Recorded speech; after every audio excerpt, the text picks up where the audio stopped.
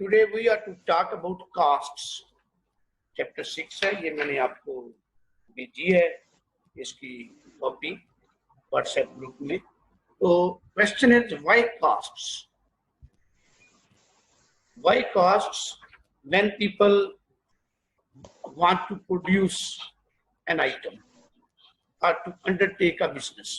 कोई बिजनेस करने का इरादा हो या कोई चीज पैदा करनी हो तो उसके लिए मैजिक लैंप नहीं है।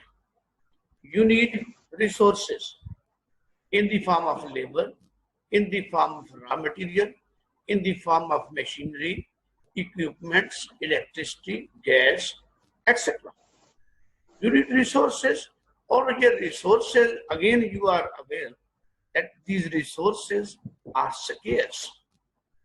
ये फ्री नहीं है, scarce हैं, और scarce होने के नाते they have value. They are to be purchased. तो जब आप कोई चीज पैदा करना चाहते हैं या तो कारोबार को डिपार्टमेंटल स्टोर बनाना है, कोई होटल बनाना है, कोई कॉलेज बनाना है, तो यू नीड रिसोर्सेज और रिसोर्सेज को पे करना पड़ता है। दैट इज वाई आपकी कॉस्ट्स आती हैं। तो लिहाजा this costs directly depend on quantity to be produced. जितना कारोबार आप वसी पैमाने पे करना चाहेंगे उतना ही आपकी कॉस्ट लागत बढ़ती जाएगी। अगर आपने छोटा सा काम करना है, थोड़ा सा कॉस्ट भी थोड़ी आएगी। अगर आपने एक्सपेंड करना है तो you have to add more and more costs. अब कॉस्ट की डिफरेंट टाइप्स हैं, उसके अंदर एक्सप्लिसिट एंड इम्प्लिसिट। इनसे आप पहले भी कुछ आगाह हैं, I know. Explicit cost also known as out of pocket or accounting cost. Accounting cost or out of pocket costs. इसका मतलब ये है कि payment made to the non owner providers of services, raw material, inputs etcetera while running a business activity. आपने कोई business start किया है, आप एक होटल चला रहे हैं या आप डिपार्टमेंटल स्टोर है, तो वहां पे different stakeholders they come and they deliver. कोई आपको मटेरियल दे जाता है, फॉर इंस्टेंस होटल में rice, vegetables, mutton, beef etcetera, oil, pulses वगैरह होगा। अगर आपका डिपार्टमेंटल स्टोर है तो again different shampoos, juices, washing powders वगैरह वगैरह तो प्रोवाइडर्स। फिर आपने बिजली का कनेक्शन, फिर labour to serve and electricity is there आपकी एनवायरनमेंट को बेहतर रखने के लिए। And first of all you need premises, some building की जरूरत है। तो उन चीजों की आप you can not overlook, you can not ignore. अगर आपने बिजली का कनेक्शन लिया हुआ है and if you don't pay bill your connection will be disconnected. If you are not paying to the suppliers of raw material और inputs, supply of those items will cease and consequently you won't be able to continue your business. So इसलिए you cannot overlook your explicit costs.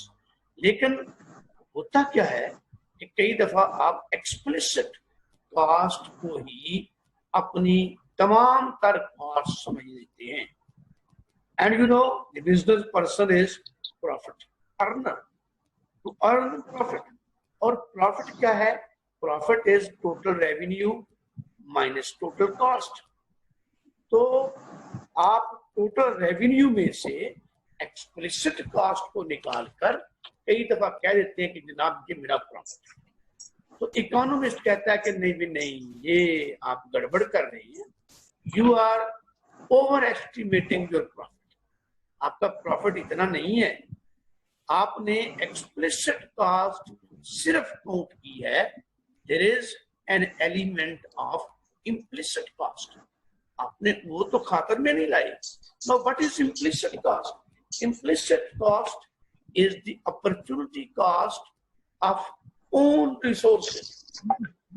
आपके अपने वसाइल, आप खुद अगर काम कर रहे हैं, अगर आपने अपने वालिद मोहतरम से फाइनेंसेस सरमाया लिया है और उसके साथ आप काम कर रहे हैं, अगर आपने अपनी ही बिल्डिंग में कोई बिजनेस शुरू कर दिया, वो अपनी है, उसका किराया नहीं दे रहे, आप खुद काम कर रहे हैं, अपनी तनख्वाह नहीं गिन रहे, तो it means you are overestimating your profit. तो वो कहते हैं कि जनाब इनकी opportunity cost of own resources, ये भी आपकी कॉस्ट है। और अगर टोटल कॉस्ट एस्टिमेट करनी है तो it must be total of the explicit and implicit, दोनों को ऐड करेंगे तो आपकी टोटल कॉस्ट आएगी। तो ये एक एंगल से हो गई, एक्सप्लिसिट एंड इम्प्लिसिट के एंगल से। फिर दूसरी है आपकी कि जनाब फिक्स्ड एंड वेरिएबल कॉस्ट। कुछ inputs in the short run are fixed, कुछ इनपुट वेरिएबल्स हैं।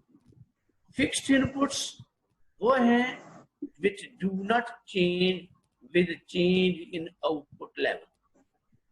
आउटपुट लेवल आपका 1 हो, आउटपुट लेवल आपका 5 हो, आउटपुट लेवल 10 हो, आपकी total fixed cost remain unchange. तो ये फिक्स्ड कॉस्ट है, फिक्स्ड इनपुट है।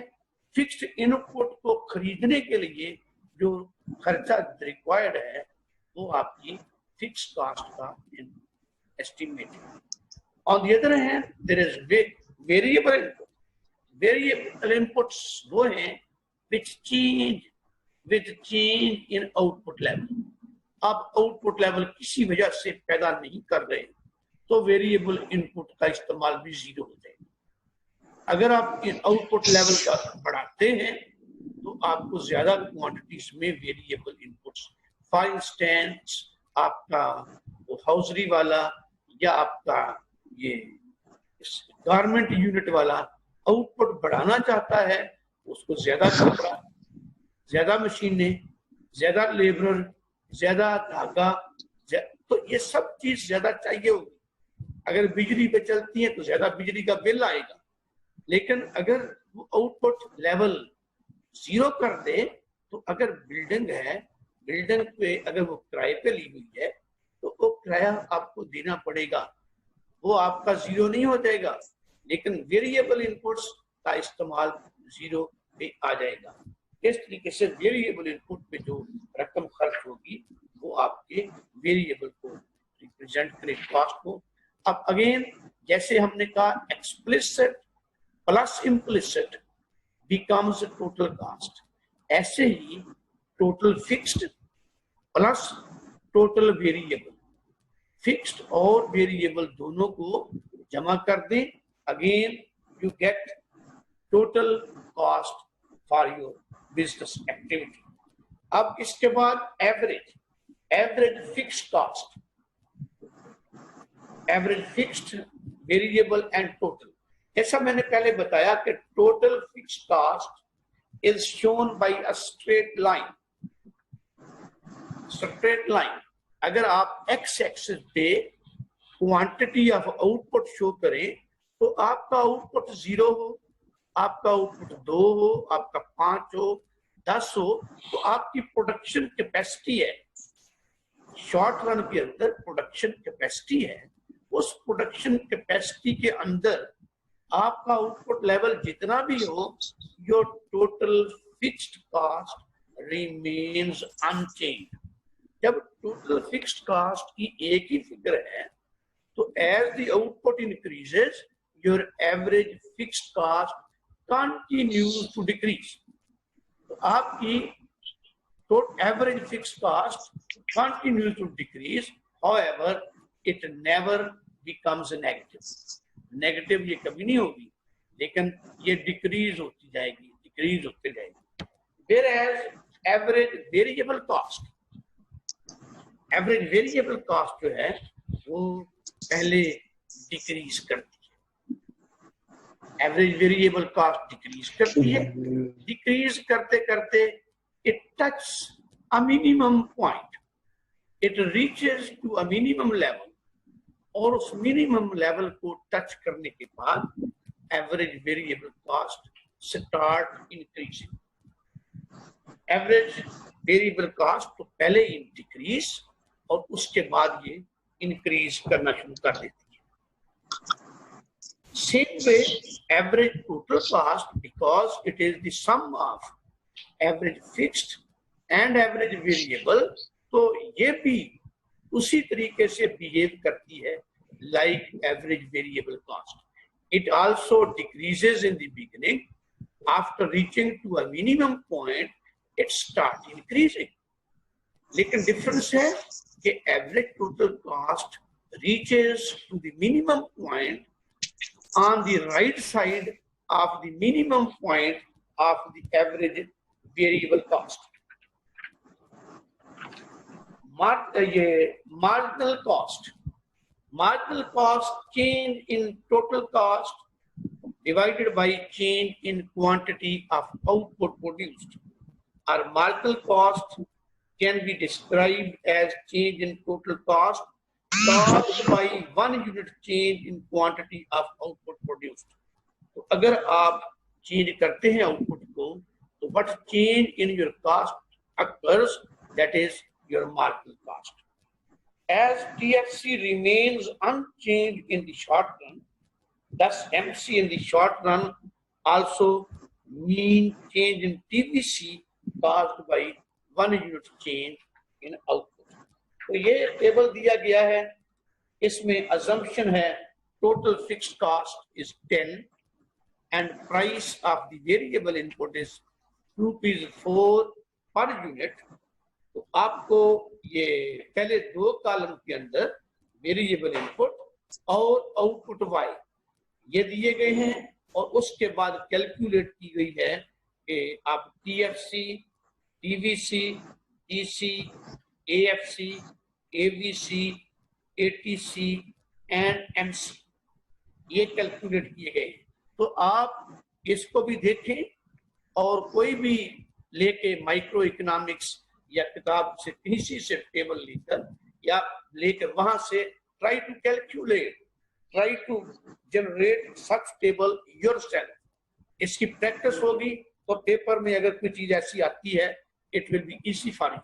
और उसके बाद उसका ग्राफ, ये अगले पेज पर ग्राफ बनाया गया है, तो you try to draw a graph. तो ग्राफ को अगर आप ग्राफ पेपर पे बनाएंगे तो वो ज्यादा सही बनेगा। तो आप जो देखें नीचे वाले ग्राफ में, वो जो मैंने वेरिएबल कहा था, तो वो वेरिएबल एवरेज वेरिएबल भी और एवरेज टोटल भी पहले नीचे को आ रही है और फिर वो ऊपर को जा रही है, और मार्जिनल कॉस्ट भी पहले नीचे आते हुए और फिर MFAVC को उसके मिनिमम पॉइंट पे कट करते हुए ऊपर को चली गई। अब अगला क्वेश्चन इज आउटपुट डिटर्मिनेशन। अब कॉस्ट्स आपने देख ली, फर्म की कॉस्ट देख ली है, तो अब output determination, how much output will be produced. अब इसके लिए अजम्पशंस दिए हमने। अजम्पशन है कि firm is price taker and profit maximiser. ये कंडीशन है, अजम्पशन है कि फर्म इज प्राइस टेकर। मकसद ये कि जो प्रोड्यूसर है उसकी मोनोपोली नहीं है, उसका सब्स्टिट्यूट अवेलेबल है, उसकी के साथ कंपीट करने वाले अदर सेलर्स मार्केट में मौजूद हैं, तो लिहाजा वो प्राइस टेकर है। Market forces will determine the price, और उस प्राइस को इसे कबूल करना होगा, और उस प्राइस को सामने रखते हुए और अपनी कॉस्ट कर्व्स को सामने रखते, कॉस्ट टेबल को देख लें या कॉस्ट कर्व्स को देख लें, उन दोनों चीजों को मलहूज़े खातिर रखते हुए वो डिसाइड करता है whether there will be some profit or not, whether it is advisable to produce or not. तो फर्म इज प्रॉफिट मैक्सिमाइजर। और उसके लिए वो डिसाइड करेगा।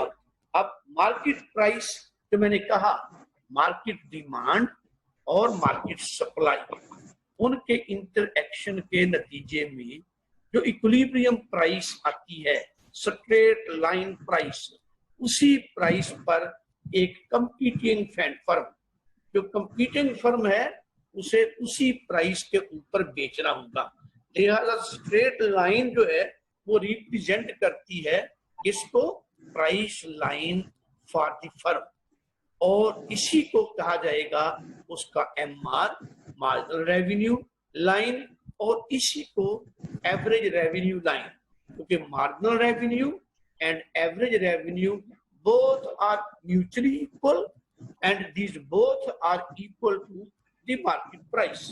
अब क्या होगा, output will be produced where MR is equal to MC. ये average variable cost, average total cost and marginal cost, ये कर्व हमने ड्रा कर लिए फ्रॉम द टेबल जो पहले आपको दिया गया, या आप खुद जनरेट कर लेंगे। तो अब वो टेबल आपकी फर्म का है, आपकी फैक्ट्री का है, या आपके फार्म के ऊपर कि आपको वो जो प्रोडक्ट है वो कितने में पड़ती है, और अगर आप उसमें एडजस्टमेंट करें, प्रोडक्शन में चेंज इंक्रीज करें या डिक्रीज करें, तो आपकी मार्जिनल कास्ट क्या है। तो ये आपकी अपनी है, और उधर से मार्केट प्राइस को आप लाकर उनके साथ लिखेंगे, और output will be produced where MR is equal to MC. MC आपका पॉजिटिवली स्लोप है, इंक्रीजिंग साइड जा रहा है, इंक्रीज हो रहा है, और उधर से स्ट्रेट लाइन ऑफ एमआर जहां पे आपकी ये एमसी को कट करें, दैट इज योर इक्विलिब्रियम। और यहाँ पे लिखा है provided the point is not below ABC. MR is equal to MC, but must not be below ABC. अब other things remaining the same, quantity of Y will change in response to changes in MR. अब हमने पहले discuss किया class में कि अगर market demand और market supply ये दोनों चेंज होती हैं, या इनमें से कोई एक चेंज होती है, तो मार्केट प्राइस चेंज हो जाती है। जब मार्केट प्राइस चेंज होती है तो मार्जिनल रेवेन्यू, बिकॉज वही market price is to serve as market वो marginal revenue for the firm, तो वो चेंज हो जाएगा। तो वो स्ट्रेट लाइन ही रहेगी, लेकिन स्ट्रेट लाइन ऊपर या नीचे वो शिफ्ट करेगी, ऊपर नीचे शिफ्ट करके वो एमसी कर्व को राइट साइड या लेफ्ट साइड, पहले वाले पॉइंट की निस्बत राइट या लेफ्ट पे वो कट करेंगी। तो अब यही कहा गया कि output will change in response to changes in MR. If MR is equal to MC above ATC, अगर वो एमआर आपकी एमसी को कट करे above average total cost curve, that indicates the firm is earning abnormal profit. Abnormal profit is possible in the short run. The firm is earning abnormal profit. If MR is equal to MC below ABC, ABC से नीचे price falls down that it cuts your MC curve below your ABC, that will represent shutdown condition. Production will cease. No production. It is not advisable to produce at all. However, if MR is between ATC and ABC, अगर MR और MC, MR cuts your MC line, MC curve between average total cost and average variable cost, इसका मतलब कि firm profit नहीं कमा रही, firm is not earning profit. However, firm will continue to produce continue to produce as a loss minimizing strategy. और अगर ये MR equals MC and is tangent to average total cost curve, average total cost curve के बराबर हो तो हम कहते हैं the firm is earning normal profit. Other determinants of output. अब आउटपुट को एक तो हमने कहा अब एम मान कॉस्ट आपकी है और एम मान उधर से आएगा, वो चेंज होगा, आउटपुट चेंज होगा. दूसरा है टेक्नोलॉजी. एफिशिएंट टेक्नोलॉजी आ जाए और उस इनपुट की प्रोडक्टिविटी एनहांस हो जाए, उसकी एमपी एनहांस हो जाए. अगर एमपी एनहांस होगी तो आपकी एवरेज कॉस्ट रिड्यूस हो जाएगी, आपकी मार्जिनल कॉस्ट रिड्यूस हो जाएगी.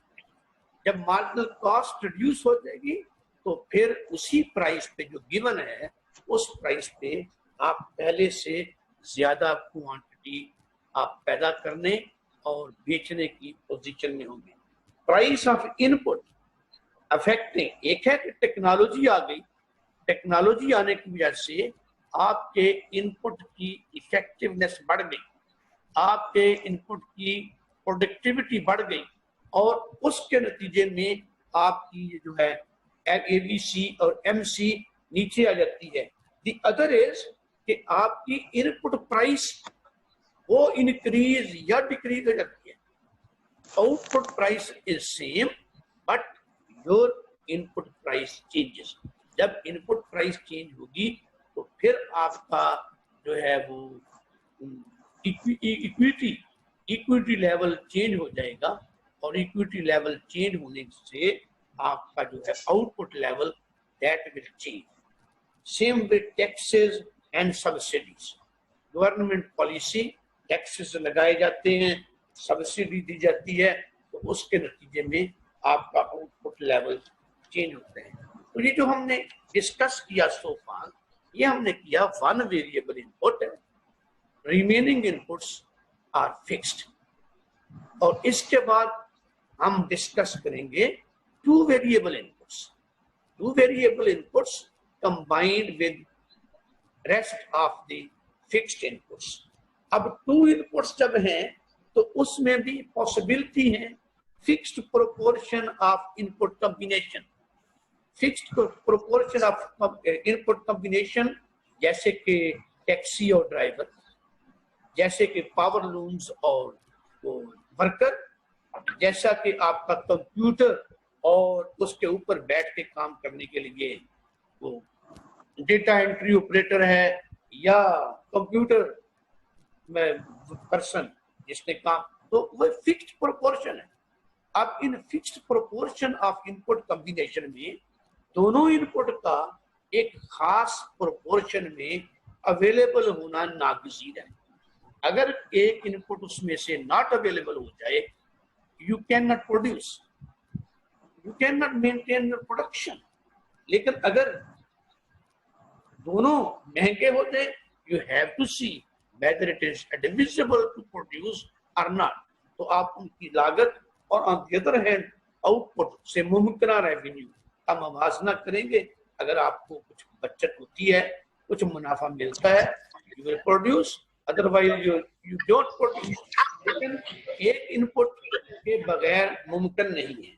The other option is variable proportion of input combination. इसका मतलब ये है कि we can substitute one input for the other input. One input can be replaced by the other input. इसका मतलब ये कि यहाँ पे क्या होगा, अब अगर एक input less available becoming more scarce, इसकी वजह से उसकी कीमत बढ़ रही हो, producer would like to replace that expensive input with the cheaper input. तो बेटे जी अब ये टाइम अगर शॉर्ट हो जाए तो अभी हम रिकनेक्ट कर लेंगे, ठीक है. तो इसमें we have the term isoquant. Isoquant shows various combinations. various combinations of two inputs which can alternatively be used. उनमें से आप उसी combination को आप use करें, your output remains same. जब output remains same, अब different combination मुमकिन है आपके पास 8, 10, 12 combinations of two inputs are available. उनमें से जो भी आप इस्तेमाल करें, output remains same. जब output remains same, तो उस output को आप market price पे बेचेंगे, your total revenue will remain same. Your total revenue will remain. अब profit कहाँ से आना है? Profit आएगा total revenue minus total cost. यही दो चीजें हैं, रेवेन्यू कितना हो और उस मैक्सिमाइज करें और दूसरी तरफ कॉस्ट को मिनिमाइज करें. अब इसमें यहाँ पे जब रेवेन्यू सेम है, अब प्रॉफिट मैक्सिमाइजिंग प्रोड्यूसर और businessman will try now to reduce his cost. अब ये जो डिफरेंट कॉम्बिनेशंस मुमकिन हैं, डिफरेंट कॉम्बिनेशंस की कॉस्ट डिफरेंट है, क्योंकि कोई इनपुट एक सस्ता है, एक महंगा है. ठीक है, तो अब वो उन कॉम्बिनेशंस में से जो उसको मुतबादल अवेलेबल है, उनमें से producer will try to choose to find out the combination which costs minimum. जिस पे कम से कम खर्च आए तो उसको पिक करेगा, तो उसका प्रॉफिट जो है वो बढ़ जाएगा. अब इसके लिए लीस्ट कॉस्ट कॉम्बिनेशन के लिए एक तो टेबुलर अप्रोच है. टोटल कॉस्ट जिसमें आप कैलकुलेट करेंगे, टोटल कॉस्ट बराबर इनपुट 1, दो इनपुट है, input 1 into price of input 1 plus input 2 into price of input 2. दोनों इनपुट की क्वांटिटीज 10 कॉम्बिनेशन 10 क्वांटिटीज, तो हर कॉम्बिनेशन को की क्वांटिटीज को रेस्पेक्टिव प्राइसेस जमा कर लें, आपकी टोटल कॉस्ट.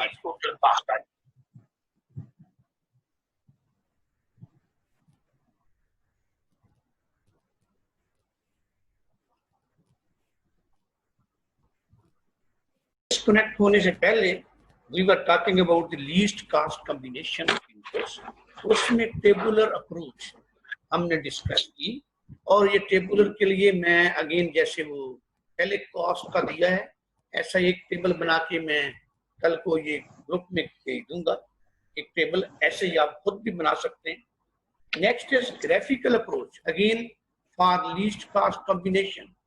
अब ग्राफिकल अप्रोच क्या कहती है? Point of tangency between the iso point of tangency between the isoquant and isocost line. ये दोनों के दरमियान point of tangency that will show least cost combination of the given inputs. अब isoquant को हम already define कर चुके हैं. Isoquant shows various combinations of two inputs, जिनमें से जो भी कॉम्बिनेशन हम पिक करें, our output will be same. इसके बरक्स आइसोकास्ट लाइन कहती है again it shows various combinations of two inputs. आप उनमें से जिसको भी पिक करें, your total expenditure remain same. तो यहाँ पे एक तरफ कॉस्ट सेम है और दूसरी तरफ आउटपुट सेम है, तो इन दोनों को एक आइसोक्वांट कर्व और आइसोकास्ट लाइन, इनको लाएंगे आप सामने आमने, तो इनका पॉइंट ऑफ टेंजेंसी वो एक ही पॉइंट होगा, दो पॉइंट होंगे नहीं. वन पॉइंट ऑफ टेंजेंसी वो आपका लीस्ट कॉस्ट कॉम्बिनेशन आपको देगा. उसके बाद तीसरा mathematical approach. Least cost combination is obtained by equating MRTS. MRTS क्या है कि आपके दो एक को दूसरे के लिए आप सब्स्टिट्यूट कर रहे हैं.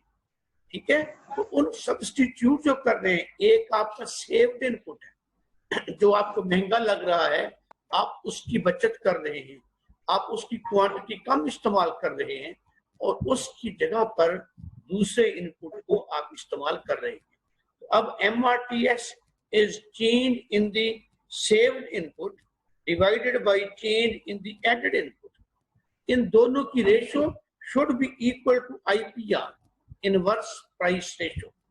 अब यहाँ पे मैंने इसलिए या X2 X1 मैंने दिया हुआ इस इक्वेशन में, लेकिन क्लैरिटी के लिए मैंने कर दिया चेंज इन सेव्ड इनपुट, क्योंकि अगर आप कोई किताब उठाएं तो वहां पे दो वेरिएबल इनपुट केस में हो सकता है लेबल X और Z हो सकता है Z और K हो, तो इनपुट लेबल चेंज हो जाएंगे, तो उससे गर्ज नहीं आपको। डोंट गेट कंफ्यूज, सिंपली ऊपर आएगा चेंज इन सेव्ड इनपुट, जो कम हो रहा है, एक इनपुट कम हो रहा है, एक इनपुट ज्यादा हो रहा है, यही आइसो क्वांट है, divided by change in the added input. तो इसको IPR के बराबर। No this least cost combination, इसको ऑप्टिमम कॉम्बिनेशन भी कहा जाता है, और इसी को प्रोड्यूसर्स इक्विलिब्रियम, यहाँ पे प्रोड्यूसर तवाजन में इक्विलिब्रियम में आ जाता है, फिर उसको दाएं बाएं फिरने की जरूरत नहीं। तो अगर आपको पूछा जाए कि भाई please find out the optimum combination, तो ऑप्टिमम कॉम्बिनेशन यहाँ पे लीस्ट कास्ट कॉम्बिनेशन को ही कहेंगे। You will have to find out the least cost combination. In fact अब जो लीस्ट कास्ट कॉम्बिनेशन ढूंढ लिया, अगर आपने ऑप्टिमम कॉम्बिनेशन ढूंढ लिया, how long it will stay there till the change in price of any और बोथ इनपुट्स। अगर दोनों में से एक भी इनपुट की प्राइस चेंज हो जाए या दोनों की चेंज हो जाए, तो IPR PX1 ओवर PX2 ये चेंज हो जाएगी। जब ये चेंज हो जाएगी तो वो इक्विलिब्रियम, इक्विटी रिलेशन चेंज हो जाएगी। तो अकॉर्डिंगली आपको नए सिरे से आपकी एक्सरसाइज करना पड़ेगी, जैसे वो हमने पहले किया वो टेबुलर अप्रोच के अंदर कि X1 into PX1 plus X2 into PX2। तो अब चेंज प्राइसेस की रोशनी में इनपुट वही है, इनपुट के यूनिट्स तो वही है, बट विद न्यू प्राइसेस से मल्टीप्लाई करके अगेन हम देखेंगे कि अब डिफरेंट कॉम्बिनेशन जो है वो कितनी कितनी लागत के साथ खरीदे जा सकते हैं। अब 8, 10 या 12 कॉम्बिनेशंस आपके पास हैं, उनकी जो एस्टिमेटेड एक्सपेंडिचर आपको उनकी फिगर्स मिल जाएंगी। Have a look and just identify the lowest figure. तो जो लोएस्ट फिगर है वो आपका लीस्ट कास्ट कॉम्बिनेशन हो सकता है चेंज हो सकता है ना हो, तो लेकिन आपको नए सिरे से उसको कंफर्म करना पड़ेगा। New technology resulting in change MRTS, नई टेक्नोलॉजी आ जाए, इनपुट सब्स्टिट्यूशन चेंज हो जाए। फॉर इंस्टेंस ये लेबर सेविंग टेक्नोलॉजी आ गई। लेबर सेविंग टेक्नोलॉजी पहले बहुत लेबर इंटेंसिव टेक्नोलॉजी थी, अब लेबर सेविंग टेक्नोलॉजी। तो अब लेबर सेविंग से तो उससे आपकी जो substitute MRTS that will change, और उससे वो इक्विटी रिलेशनशिप डिस्टर्ब होगा। And you have to maintain for optimum combination, you have to maintain this MRTS with this IPR, ये दोनों की इक्विटी। गवर्नमेंट पॉलिसी, गवर्नमेंट में be favouring one input. For instance अगर मुल्क में बढ़ती हुई बेरोजगारी है और गवर्नमेंट कहे कि भाई please you increase employment, on increased employment you will be given reduction in your income tax, तो इनकम टैक्स में छूट मिलेगी। इट मीन्स अब दो इनपुट लेबर एंड कैपिटल है, लेबर को ज्यादा एम्प्लॉय करने के नतीजे में इनकम टैक्स मिलेगा या इंटरेस्ट फ्री लोन मिलेगा, तो उसमें एम्प्लॉयर और बिजनेस में पर्सन विल कैलकुलेट कि अगर वो अजाफी लेबर रखता है उस पे कितना उसका अजाफी खर्चा आता है, और दूसरी तरफ से जो गवर्नमेंट की तरफ से उसको इंसेंटिव है उसकी क्या वैल्यू है। अब वो अगेन अपने मफाद के लिए, अपनी प्रॉफिट मैक्सिमाइजेशन के लिए, द प्रोड्यूसर विल डिसाइड।